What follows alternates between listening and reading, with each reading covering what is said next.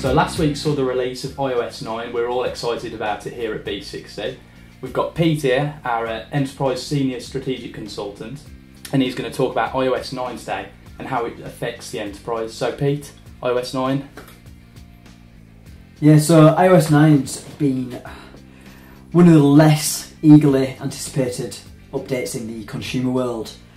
Where it's really seen some vast changes have actually been in the enterprise world.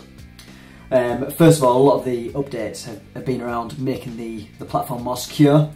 From a back-end standpoint, the iOS platforms, or the iOS operating system's always been very, very secure, which is obviously why it's often been favoured for more secure applications and secure uses.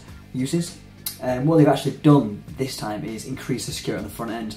So now you've got the option to have an extended 6-digit passcode as standard, which is all really for the enterprise when it comes into play is with the Boyd bring your own device policies, as that's coming into effect much more often now, and businesses are looking how to utilise smart devices that their teams already own, especially when we're operating with secure content.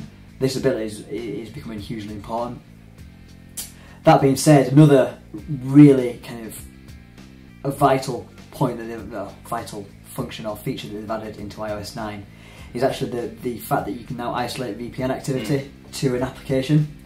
So this means that if I'm on the road and use the Salesforce app for argument's sake, I can isolate the traffic and the data going into that application so that any incoming data for my more consumer-facing apps, maybe Tinder or Twitter or Facebook, won't interact with the Salesforce app at all, therefore making the whole thing much more secure.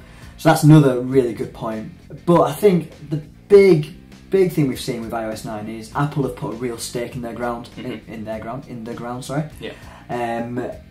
fact that they want to be one of the source to the enterprise, the suppliers to the enterprise, and they've really emphasised this with their unveilment of their partnership with Cisco, but also the improvements to Microsoft Office on their mobile platforms. Traditionally, a lot of the enterprises use Microsoft Office in their offices, etc.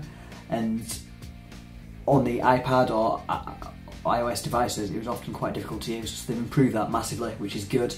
And the Cisco partnership is just emphasising that again.